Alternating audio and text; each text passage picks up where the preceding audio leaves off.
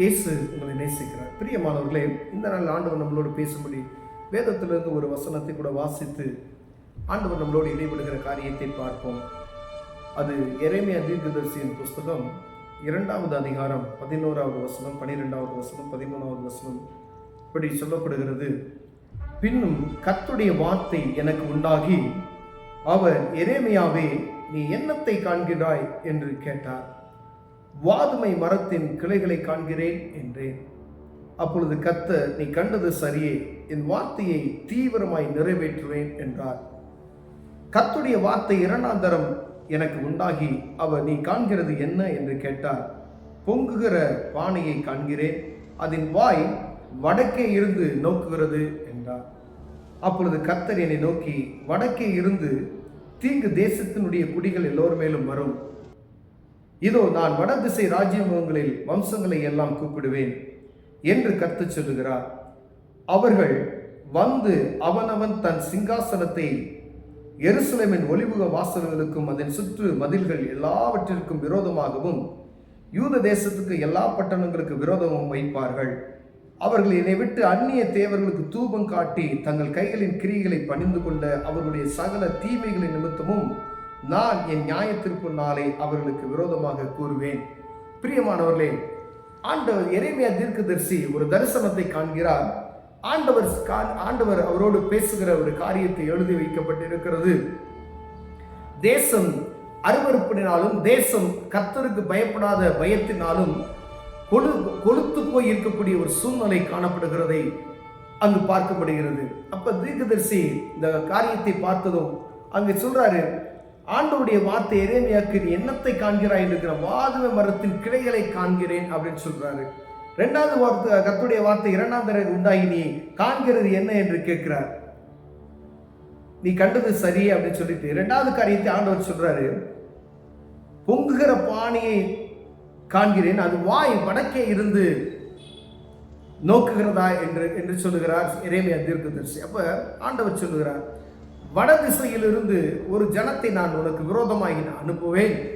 அவர்கள் உன் ராஜ்யபாரத்துக்கு விரோதமாய் அவர்கள் எங்கும் எழும்பி கொத்தளங்களை போட்டு, ஏன் அப்படின்னு சொன்னா, எங்கோ இருக்கக்கூடிய ஒரு மனிதர்கள் நம் தேசத்துக்குள்ளாய் வந்து நமக்கு விரோதமாய் செயல்படுகிற ஒரு காரியம். அப்படிப்பட்டதான காரியத்தை செய்வதற்கு நீ என்ன செய்தாய் பாருங்க. தெய்வத்தை மறந்து போய் அந்நிய தெய்வத்துகளுக்கு, அந்நிய தேவதைகளுக்கு இவர்கள் வான பலிகளை வார்த்தார்கள். அவர்கள் தூபம் காட்டினார்கள். என்னை மறந்து, கர்த்தருக்கு பயப்படுகிற பயத்தை மறந்து அவர்கள் அந்நிய தேவனை நோக்கி பார்த்தது நிமித்தமாய் இந்த பொல்லாப்பு அவர்கள் மேல் வரும். நியாய தீர்ப்பு இது நிமித்தமாய் நான் கூறினேன் என்று சொல்லி ஆண்டவர் சொல்லுகிறதை பார்க்க முடிகிறது. பிரியமானவர்களே, அநேக நேரங்களில் நம்மை அறியாதபடிக்கு ஆண்டவராக இருக்கிற பிள்ளைகள் மறந்து சத்துருவுக்கு செவி கொடுக்கிற இருதயத்தை சத்துரு என்ன செஞ்சாரா, அவங்க இருதயத்தில் ஒரு பலவீனத்தை உண்டு பண்ணி சொந்தம் பந்தம் என்கின்ற ஒரு காரியத்தை உண்டாக்கி அது நிமித்தமாய் பாவத்துக்கு நேராக தள்ளப்படுகிற காரியம். ஏதோ ஒரு காரியம் எங்கிருந்தோ உங்க குடும்பத்துக்குள்ளேயோ உங்க சொந்தக்காரங்களுக்குள்ளேயோ வரக்கூடிய ஒரு அந்நிய வழிபாட்டு முறை உள்ளே வந்துருச்சு அப்படின்னா அதை வழிபடுகிறது நிமித்தமாய் ஆண்டவர் சொல்லுகிறார், இது ஒரு ஆண்டவர் தேசத்துக்கு எழுதப்பட்ட காரியம். ஆனா ஒரு குடும்பத்திலிருந்து நாம் பார்ப்போமேனால், ஒரு வியாபார ஸ்தலத்திலிருந்து நம்ம பார்ப்போமேனால், ஒரு பட்டணத்திலிருந்து நம்ம பார்ப்போமேனால், ஒரு ராஜ்ய பாரத்திலிருந்து நம்ம பார்ப்போமேனால், அரசாளுகிற ஒரு ராஜாவை இருந்து நம்ம பார்ப்போமேனால், ஆண்டவர் சொல்லுகிறார், எனக்கு பயப்படுகிற பயம் எங்கே?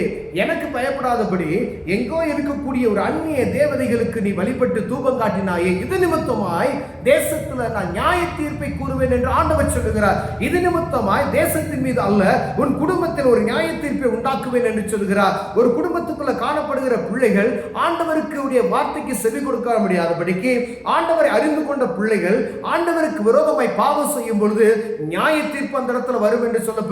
பிரியமானவர்களே, இந்த நியாய தீர்ப்பு எப்படி இருக்குன்னு சொல்ல முடியாது. ஆண்டவர் சொல்லுகிறார், வடதிசையிலிருந்து ஒரு ஜனக்கூட்டம் உன்மேல் வரும், விழுவார்கள் எப்படி சொல்லப்படுகிறது. உன் ராஜ்யபாரங்களை அவர்கள் பிடிப்பார்கள் என்று சொல்லப்படுகிறது. பிரியமானவரே, உன் குடும்பத்துக்கு விரோதமாய் காணப்படுகிற இந்த காரியம் நீ செய்தது நிமித்தமாய், நீ ஆண்டவருக்கு விரோதமாய் செய்த அந்நிய வழிபாட்டு நிமித்தமாய் உன் குடும்பத்துக்கு ஏற்படக்கூடிய ஒரு காரியத்தை ஆண்டவர் என்ன செய்கிறார்? வெளிப்படுத்துகிறார். இதுக்கு ஒரே ஒரு காரியம், நீங்க சூனியம் பார்த்திருக்கலாம், கைரேகை பார்த்துருக்கலாம்.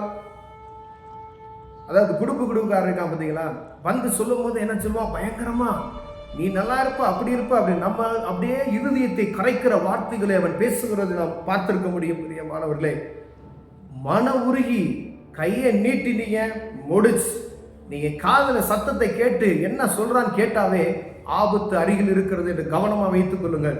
உங்க குடும்பத்தில் இருக்க யாராவது வந்து அங்க போனா நல்லா குறி சொல்லுவாங்க அப்படின்னு சொன்னாங்க அப்படின்னு சொன்னா கவனமா இருங்க. அந்த மனுஷன் நிமித்தமா உங்க குடும்பத்துக்கு ஆபத்து வரப்போகிறது என்பதை புரிந்து கொள்ளுங்க. கர்த்தர் எனக்கு இரட்சகராய் இருக்கிறார், அவரே என் மெய்ப்பன். யாக்கோப்புக்கு விரோதமான மந்திரம் இஸ்ரவேலுக்கு குறி சொல்லுவதும் இல்லை என்பதை புரிந்து கொண்டு செயல்பட வேண்டும். எந்த மந்திரவாதியினாலும் சரி, எந்த மாய வித்தைக்காரனாலும் ஒன்றும் செய்ய முடியாது. கர்த்தரையே நம்பி இருக்கிற ஜனத்துக்கு ஒரு பெரிய ரட்சிப்பு உண்டு. ஆண்டவர் சொல்லுகிறார், அவரை மறந்து நீ அந்நிய தெய்வத்துக்கு போய் நீ உன் கையை நீட்டின அப்படின்னா ஆண்டவர் சொல்லுகிறார், ஒரு ஆபத்து வந்துவிடும். அந்த ஆபத்தை நீ புரிந்து கொள்ளணும் அப்படின்னு சொன்னா எச்சரிப்பா சொல்றார். ஒருவேளை நம்ம இருதயத்துல நினைச்சிருக்கலாம், இப்படி செய்யலாம், அப்படி செய்யலாம், ஒரு உபவாசம் இருக்கலாம், இந்த இதுக்கு போகலாம், இப்படி எல்லாம் செய்யலாம் அப்படின்னு சொல்லி நம்ம மனக்கோட்டை கட்டி கொண்டு இருப்போம். உங்களை பார்த்து ஆண்டவர் சொல்லுகிறார், ஆண்டவருக்கு விரோதமாக காரணம் நீங்க வேற காரியத்தை ஏது செய்யணும்னு நினைச்சீங்க சொன்னா ஆண்டவர் என்ன செய்வாரு, உங்களுக்கு விரோதமான ஆட்களை உருவாக்குவேன் என்று சொல்லுகிறார். பிரியமானவர்களே, ஆண்டவருக்கு பயப்படுகிற பயம் இருக்கணும். அங்க கீழே சொல்லப்படும், எது நிமித்த நியாய தீர்ப்பை நான் கூறுவதற்காக இப்படிப்பட்ட ஒரு காரியத்தை நான் அனுமதிக்கிறேன் என்று ஆண்டவர் சொல்லுகிறார். அப்ப எவ்வளவு கவனமா இருக்கணும்னு பார்த்துக்கோங்க. ஆண்டவர் கொடுக்கிற கனத்தை நீங்க ஒரு நாள் விட்டுறக்கூடாது. சர்வ வல்லமையில் என்னுடைய துதியை நான் யாருக்கும் கூட அப்படின்னு சொல்லியிருக்கார். அதனால அவருக்கு கொடுக்க வேண்டிய மகிமையை நீ யாருக்கும் கூடாதபடி நீங்க கவனமா இருக்கும்படி ஆண்டவர் உங்களோட என்னோட பேசுகிறார். பிரியமானவர்களே, ஆண்டவர் கொடுக்கக்கூடிய மகிமையை திருடக்கூடிய காரியம் எங்கிட்டலாம் வரும் அப்படின்னா சொந்த பந்தத்துக்குள்ள இருந்து வரலாம்.